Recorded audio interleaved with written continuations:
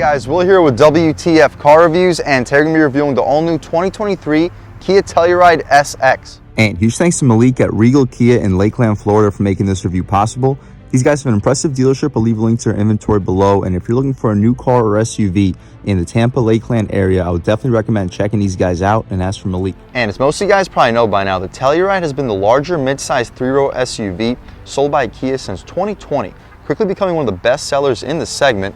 Facelifted for 2023, featuring an updated grille, headlights, taillights, and front bumper, plus dual 12.3-inch screens, the touchscreen and digital gauge cluster. There are also two new trim levels, the X Pro and X Line, which we already had the chance to review on this channel. But here we have the near top trim SX trim. It's not the top trim is the SX Prestige, but this is the SX, the base price a tick under $49,000. What else do we get for that money? Let's jump right in. So we're gonna try hurrying things up because it's supposed to rain really shortly. I'm gonna fly through this review to try to get it all done for you guys. But up front, full LED headlights for the post facelift. We get LEDs for the daytime runners, low beams and high beams, functional airflow in the corner, LED fog lights too, full front parking sensing, forward-facing camera above the updated Kia badge, and smoked silver trim for all the trim on this SX trim level. We don't have any shiny chrome here for the SX. The wheel and tire setup also impressive. For a near top trim, we get the 20-inch black and silver contrasted rims wrapped in Michelin Primacy LTX all-season tires. Dimensions are 245/50 R20. The 50 series sidewall is approaching low profile territory, but not quite. It should still be thick enough to keep the ride quality very soft for this near top trim SX. We have plastic cladding surrounding the wheel well and side skirt rocker panel area. This SUV has all-wheel drive and 8.4 inches of ground clearance, so should be pretty capable off-road, and the plastic cladding should help us prevent any rock chips if you do take it off-road. The mirror has a two-tone contrast LED turn signal on the glass, camera on the glass too for the blind spot view, and 360 glass fills up the entire frame. Blind spot monitoring on the glass, smoked silver trim surrounding the window trim, blacked out B and C pillars are blacked out. Smart access for the driver and the front passenger.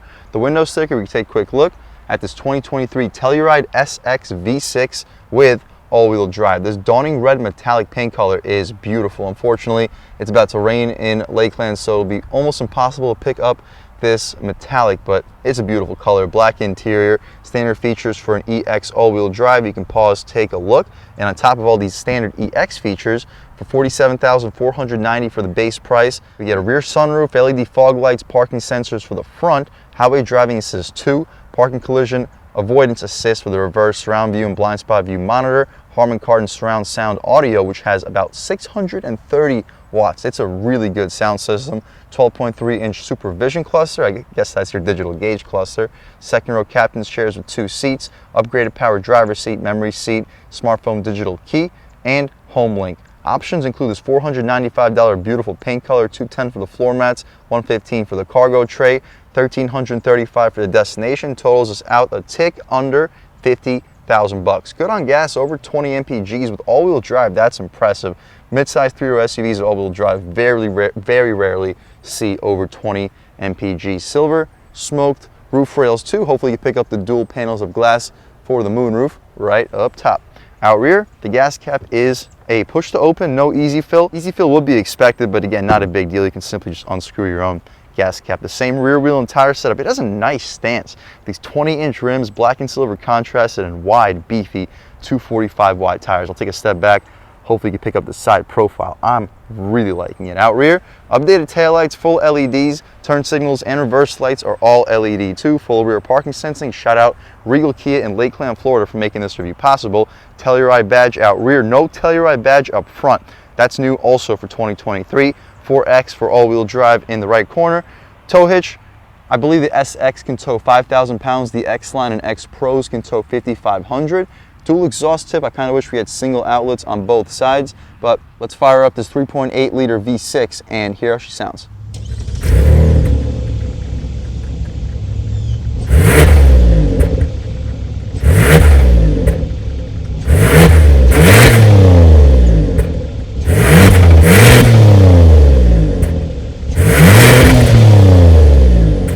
All right guys, that was the sound of the 3.8 liter V6 sold by Kia for the 2023 Telluride. It has a surprisingly deep growl to it for a V6. cranking out 291 horsepower, 262 pound-feet of torque, made it to an 8-speed automatic transmission and all-wheel drive.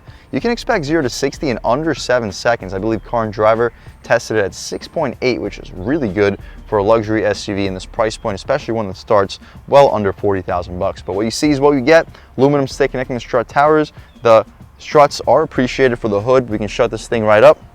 Take one more step back, get a good look at the front styling for this updated 2023 Telluride SX. We don't get that Telluride badging above the Kia badge anymore for the front grille either. The interior, we'll take a step inside and see what's going on in a near top trim SX Telluride. Up top, soft touch materials, wood grain, beneath that aluminum for the center, which leads flushly to the aluminum door handle. 2-person memory seats, 2 Harman Kardon speakers on the door panel, gushy soft armrest, massive storage with some more massive storage down below. You'll fit 2 footlongs and a 20-ounce water bottle to wash it down. Stepping inside, aluminum kick plate. The seats are beautiful. They're leather, perforated, heated, ventilated, well bolstered, and it gets adjustable thigh support. Fully adjustable seats, 4-way lumbar, recline, drop, lift, and slide with the thigh support adjustments as you mentioned. Aluminum pedals, floor-mounted accelerator pedal. We can take a step inside and really check out what's going on in this 2023 Telluride SX. Put on the brake, engine start stop, which is aluminum, and it kind of looks like a crystallized material. But first thing we notice, the dual screens. We get 12.3-inch digital gauge cluster and 12.3-inch touchscreen.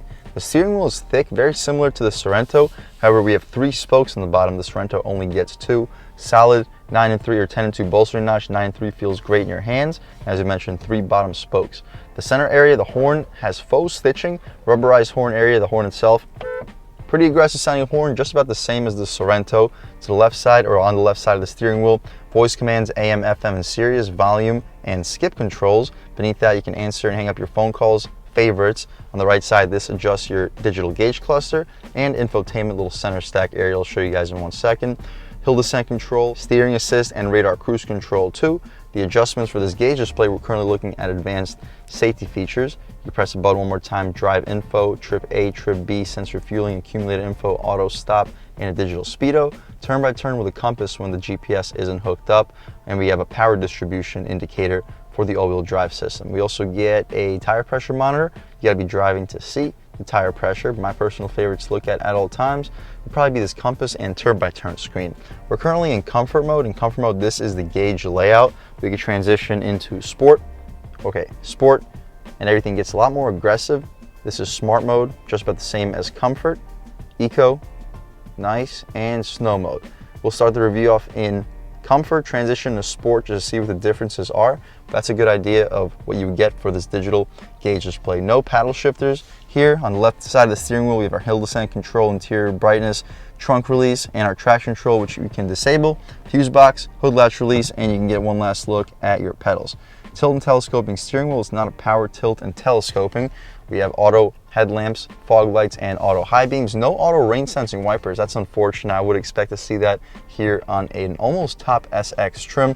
Wood trims going through this entire interior. Full stitch, soft touch dashboard, no heads up display. It's included in the SX Prestige, just not on the regular SX. No rollover warning. Auto dimming rear view mirror with 3 garage home link settings on it, but it's not frameless, very thick frame, unlike the EX Sorento for 2023 we just reviewed. 12.3-inch touchscreen too. We can check out the response, excellent response, just like all the other Kias and Hyundais. Map, we can hide this out of the way. The response for the map is perfect, just like an iPhone. The zoom function, yeah, it's actually better than the previous screens from Kia. It responds really well for a touchscreen. Huge thumbs up. Everything else that's available. We have passenger talk. It's like a little transmitter. You can speak to people in the 3rd row.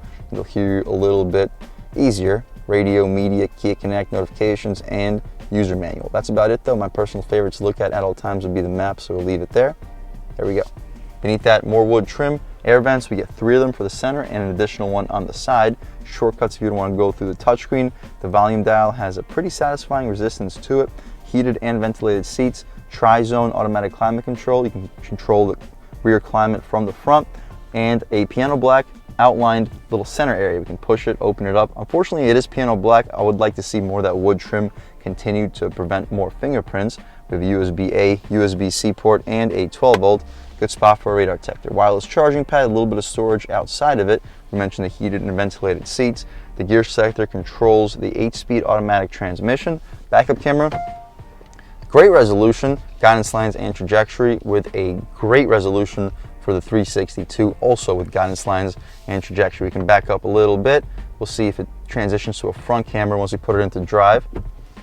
It does. Wow, that's really cool, but there's no guidance lines or trajectory for the front camera right now. We can check out the other views for the front. You get a front blind spot view and an over-the-top liner upper view if you're like off-roading or something. You press this outside button, you see your entire Telluride. Unfortunately, it's white. It's not this beautiful red color, but I guess pick your battles. This is still a really impressive overall setup. Go back to our home screen, throw it back into reverse. Backup camera now has also camera adjustments. We have the same over-the-top liner upper screen, wide view, and blind spot view. Cool, same 360 surround view as well. Awesome, awesome, awesome. Great camera system. Throw it back into park. It returns us to the home screen. Return to our map, because again, that's our favorite, my favorite to look at all times. Solid storage for the center too. You throw your keys here. We'll throw our keys in there. We get 2 cup holders.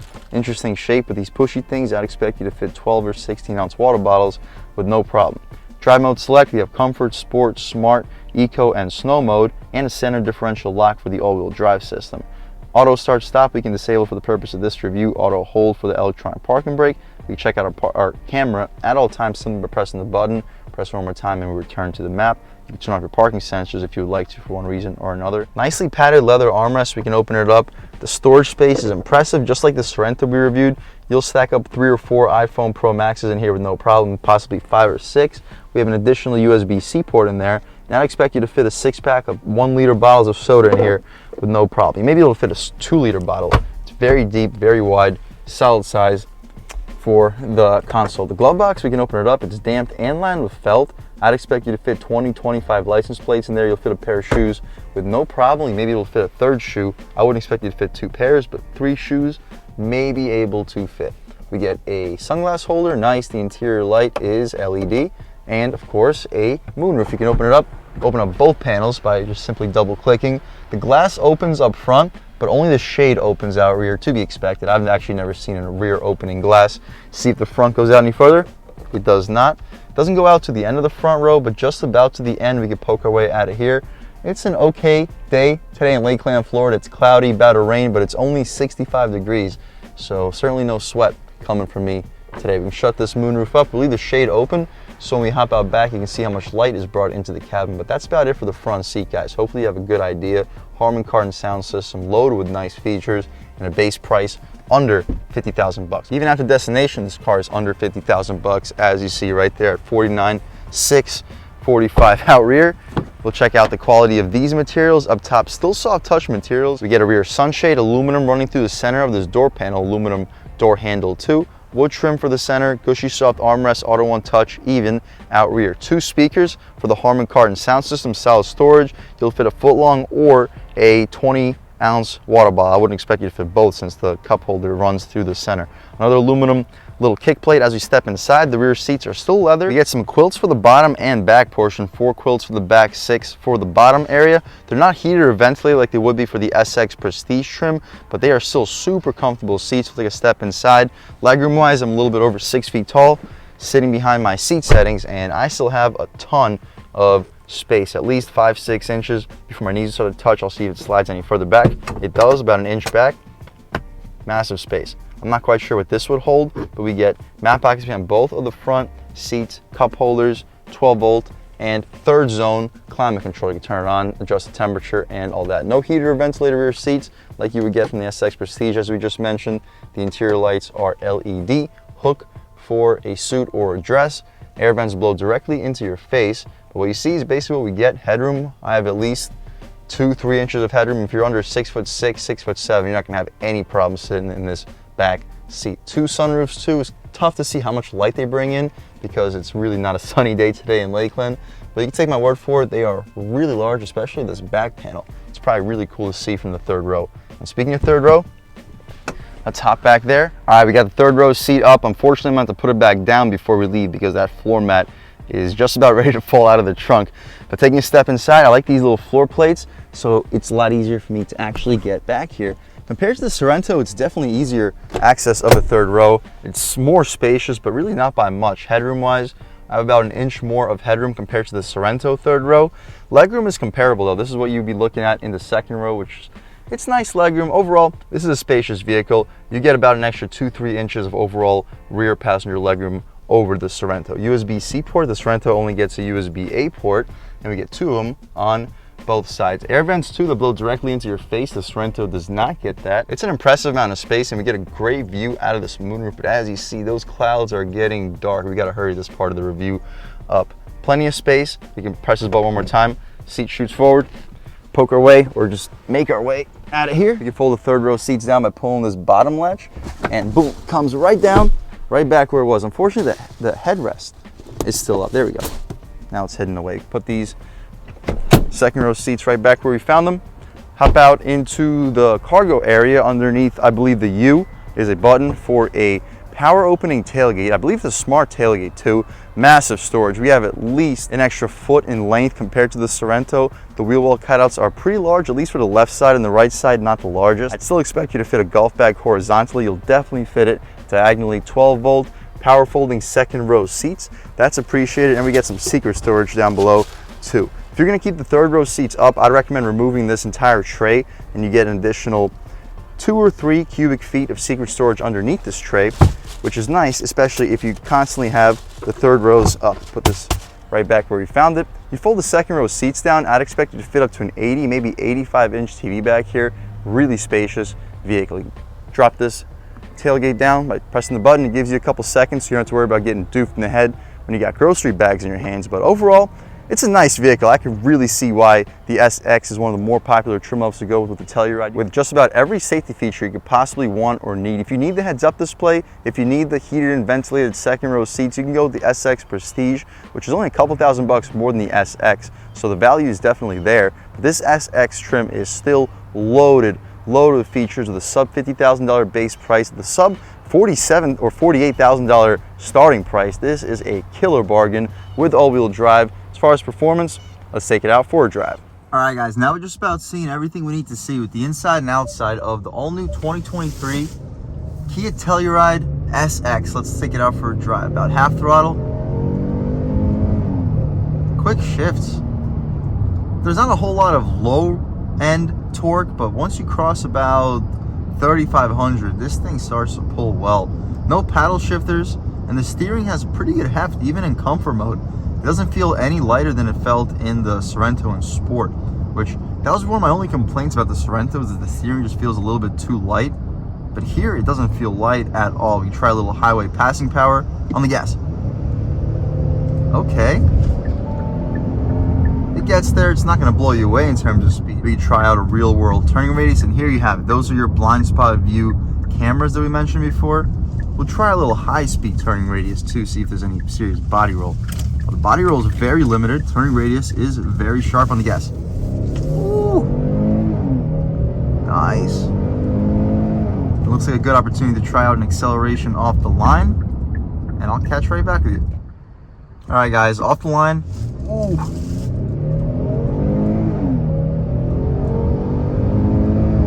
Nice. That was not even sport mode. I can only imagine what it would be like in sport. We'll try it out over these railroad tracks.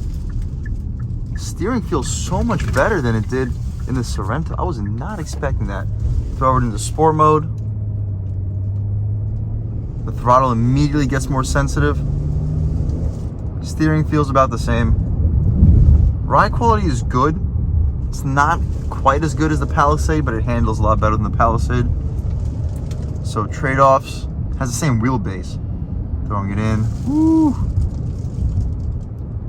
Nice, not bad at all. It's not a sports car, but the handling is good for an SUV, especially a 3-row SUV with as much space as this thing has. On the darker pavement, it also sounds very quiet in terms of sound isolation. It doesn't sound quite as quiet as the new Palisade Calligraphy. I believe the Palisade Calligraphy has more advanced sound deadening and isolating technology, but this is still a super quiet SUV. The ride quality here is also very good with these 50 series sidewall tires. They could be better if you have some 55s. I'm sure it has a little bit softer of ride quality, but we're talking like very nitpicky complaints. We'll throw it in right here in sport mode. Yeah, the steering feels a tad bit heavier, but really not by much. We're not gonna be able to open her up here because of the construction going on, but we'll still be able to test out the handling. Great visibility too. Side views, front view, throwing it in. Yeah, guys, this thing feels sharp. You can hear all the stuff flying around back there. We'll try out these manual shift controls too. See what we got going on. Not much of a rev nudge downshift. Good torque though. All right, guys, one more time in sport mode, starting off in first gear. On the gas.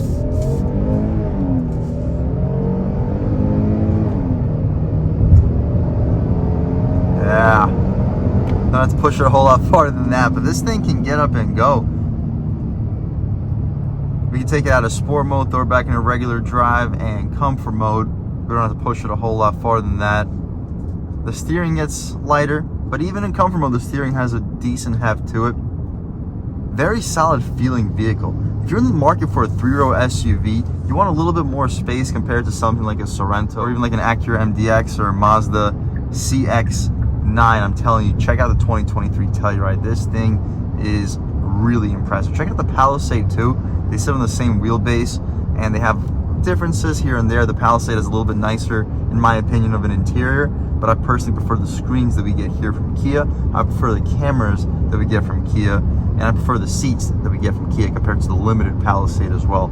So definitely check out the SX Palisade, definitely check out the SX Prestige, but I'm telling you, the top trims on the Telluride and Palisade are the best value luxury vehicles on the road today. One more highway pull on the gas. Woo!